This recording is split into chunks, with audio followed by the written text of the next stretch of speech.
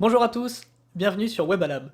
Aujourd'hui dans cette vidéo, je vais vous présenter comment organiser ces données dans Data Studio avec ce qu'on appelle les scopes ou les périmètres, on peut appeler ça un peu comme on veut. En tout cas, quand on a beaucoup de sources de données, ça peut être intéressant de connaître toute cette petite technique. Allez, c'est parti.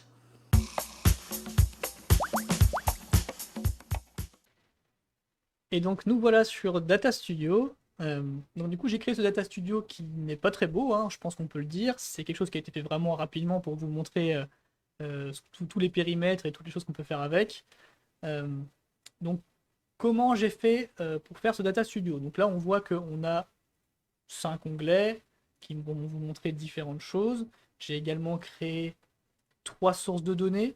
Donc une première, une connexion directe à Google Analytics sur un site en particulier. Et j'ai créé également un spreadsheet ici dans lequel j'ai deux onglets dans lesquels j'ai des données qui sont exportés d'Analytics directement, que j'ai mis voilà, dans deux onglets différents avec l'entête en haut et puis toutes les données en dessous. Donc voilà, ça nous fait trois sources de données différentes. Maintenant que j'ai mon rapport et mes trois sources de données différentes, comment je peux faire pour organiser les choses? La première chose qu'il faut savoir, c'est que quand on arrive sur un rapport Data Studio, il est possible de faire un paramétrage au niveau du rapport au global. L'intérêt de ça, c'est que en fait, on va pouvoir, à chaque nouveau graphique, à chaque nouvelle modification, on est sûr que cette nouvelle modification, ce nouveau graphique, va hériter de la configuration qu'on a faite au niveau du rapport.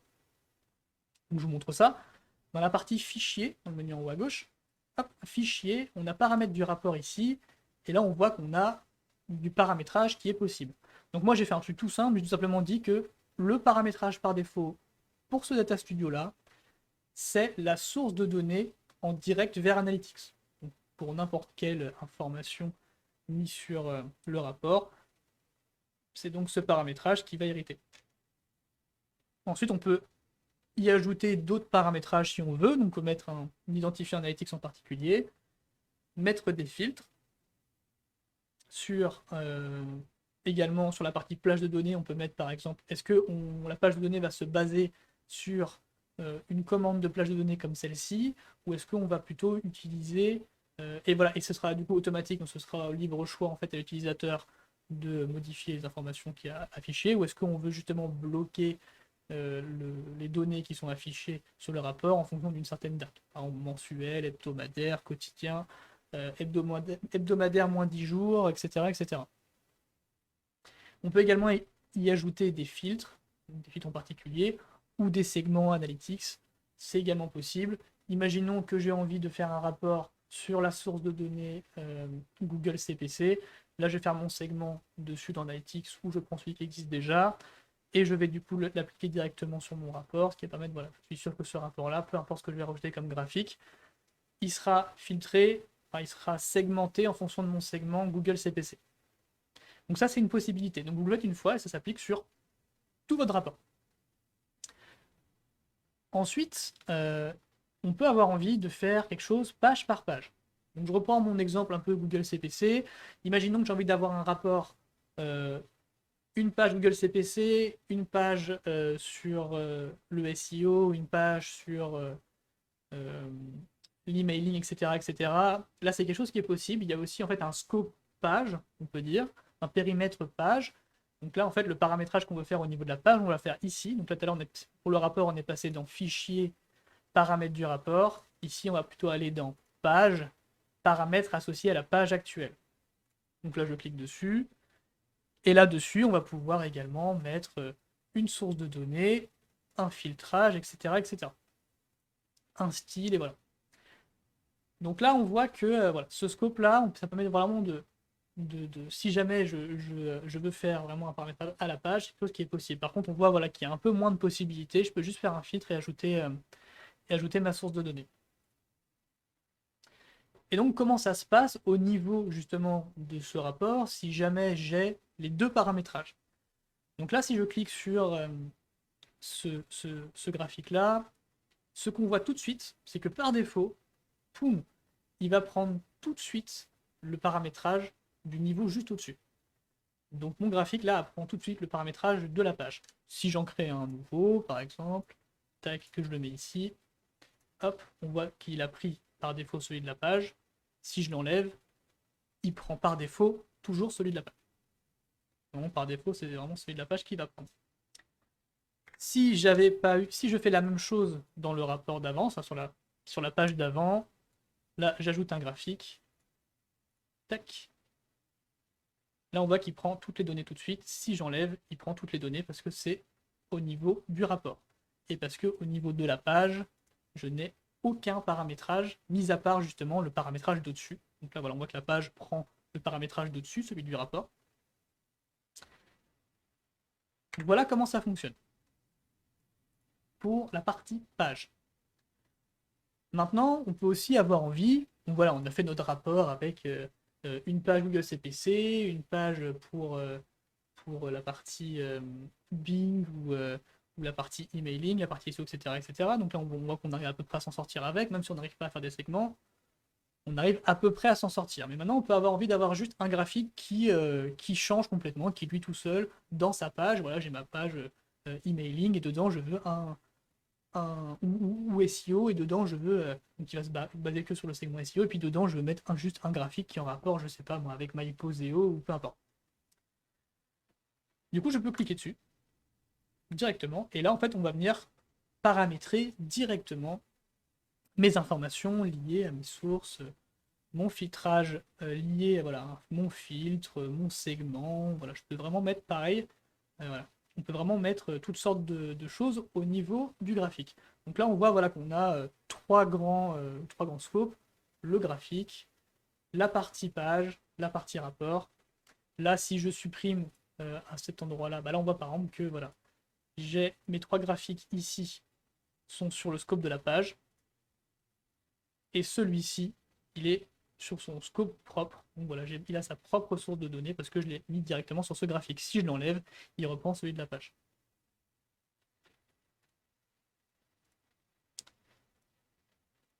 Donc là, on a vu voilà, qu'il y avait trois grands scopes, et en fait, il y en a aussi un quatrième qui est un peu moins connu, mais qui est aussi très intéressant, qui est le scope du groupe, le groupe de graphiques. Alors, comment ça fonctionne? Donc là, on voit que ici, j'ai deux groupes. Ici, donc là, comment j'ai fait ça? Donc là, hop, par exemple, celui-ci, on va le dégrouper. Tac. Voilà. Donc, comment ça fonctionne? Donc là, j'ai un groupe en bas et deux graphiques totalement isolés ici.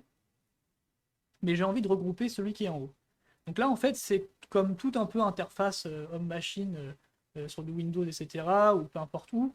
On fera la sélection, on le fait à la souris, tout simplement, et on va hop, sélectionner les choses qu'on veut dans le groupe. Donc là, par exemple, j'ai tout pris, donc ça ne m'arrange pas trop, donc je peux aussi faire du contrôle-clic, clac, clac. Donc là, on voit que j'ai sélectionné deux choses. Je pourrais même sélectionner la partie sélecteur de date en haut à droite. Et ensuite, je fais clic droit. Donc je vous conseille de le faire directement sur un élément identifié. Voilà, sinon ça se désélectionne. Donc là, voilà, là je fais clic droit, et là je fais regrouper. Et tout de suite, boum, à droite, ça me crée un tout nouveau scope sur lequel je peux également ajouter une source de données, une dimension, etc. etc. Donc là, c'est quelque chose qui est assez intéressant. Ça permet voilà, de faire un peu ce qu'on veut également. Et donc, maintenant, je vais vous montrer dans le cinquième onglet quel est l'avantage en fait d'utiliser ce genre de scope, le groupe. Donc là, hop, je passe sur la partie double page. Donc j'ai appelé ça double plage, pardon, j'ai appelé ça double plage. Donc là, qu'est-ce qu'on voit dedans? On voit que j'ai toujours mes quatre graphiques, sauf que là, du coup, j'ai deux sélecteurs de date. J'en ai un qui est au niveau de la page en entier, et j'ai une autre plage de date qui, elle, est que en fonction de mon groupe. Donc ça, c'est une des choses qui est assez agréable dans la création d'un groupe avec une plage intégrée, c'est qu'en fait, cette plage va tout de suite être, être active que pour les graphiques qui sont dans le groupe. Donc là, pour faire ça, j'ai fait quelque chose de tout bête, hein, voilà, qu'on regarde, c'est que j'ai sélectionné tout, dont ma plage, et j'ai dit regrouper, et donc je sais très bien que maintenant, cette plage de date va être affectée que à mes graphiques qui sont en dessous. Et donc pareil, là, je peux appliquer un filtre à ce groupe-là. Si je dis que par exemple, ce sera plutôt toutes les données du site, là tout de suite, on voit que Data Studio se met à jour et on voit que tout de suite je peux ajouter pareil, un filtre et un segment Google Analytics. Donc là on va revenir sur mon site 2 parce que du coup mes dimensions ne sont pas les mêmes. Du coup ça pète tout. Voilà, hop, donc là je suis revenu. Et donc là on voit que voilà, je peux toujours affecter ce truc. Je peux évidemment pas importer un segment Analytics puisque là je suis sur une source de données spreadsheet. D'ailleurs quand j'ai parlé de la partie page ici, hop, paramètres associés à la page actuelle, là on voit qu'en fait j'ai pas la partie segment pour la simple et bonne raison que je suis sur une source de données qui est spreadsheet. Si je repasse sur Analytics, tac, voilà, ça me rajoute le segment. Ouf. Je reviens sur ma partie double plage, donc là, comme on l'a vu, j'ai un groupe avec une plage en particulier et une page avec une plage en particulier. Donc maintenant on va tester tout ça en live. Tac. Donc là, si je modifie ici, donc là on va prendre par exemple, je sais pas, aujourd'hui, j'applique. Voilà, tout de suite on voit que cette plage de date n'affecte pas mon groupe en bas. Et inversement, si ici par exemple je mets les 14 derniers jours et que j'applique, on voit tout de suite que ça s'applique que sur mes deux choses qui sont en bas, mes deux graphiques qui sont en bas, mais pas sur celui du haut. Donc c'est l'intérêt des groupes, c'est qu'on peut vraiment en fait scinder son Data Studio en fonction du groupe que l'on souhaite.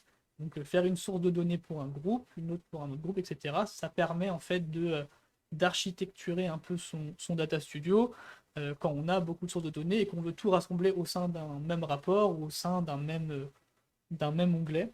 Donc voilà, ça permet un peu de simplifier les choses. Petit bonus également, c'était pas vraiment prévu que j'en parle, mais je le vois actuellement. Donc là, on voit par exemple que dans ce rapport que j'ai créé un peu vite, on voit que j'ai appliqué le paramétrage du menu en haut. Le menu horizontal qu'on voit en haut pour les onglets. Donc ça, c'est quelque chose qui est assez nouveau. Ça vient d'arriver il y a, je sais plus, 2-3 semaines, peut-être un peu plus. Donc c'est quelque chose qui visuellement est plutôt moderne. Moi, je trouve ça un peu mieux. Je vais vous montrer ce qu'il y avait avant et comment j'ai fait ça. C'est tout bête. En fait, quand on repasse sur la partie modifier, on a thème et mise en page en haut. Et dans thème et mise en page, on voit dans mise en page ici qu'on a la partie type de navigation, donc tabulation. Tabulation, du coup, c'est exactement ce qu'on vient de voir. C'est le paramétrage qu'on vient de voir, le menu horizontal en haut. Si je repasse sur le menu à gauche, on repasse sur quelque chose d'un peu plus conventionnel qu'on a l'habitude de voir sur les autres Data Studio. Donc là, si je fais afficher, voilà, j'ai mon rapport à gauche, mon menu à gauche du rapport. Voilà, on a un peu plus l'habitude de voir celui-ci. Je peux rechanger si je le souhaite, repasser sur tabulation, mettre liste déroulante. Liste déroulante, c'est quelque chose d'un peu plus vieillot. Donc voilà, c'est pour vraiment cliquer pour voir les différents menus. On peut vraiment passer à côté. Donc pour moi, je trouve ça pas terrible, je vous recommande pas vraiment. Alors que la partie tabulation, c'est quand même beaucoup plus sympa. Donc voilà pour la partie périmètre, scope de Data Studio, j'espère que ça vous a plu.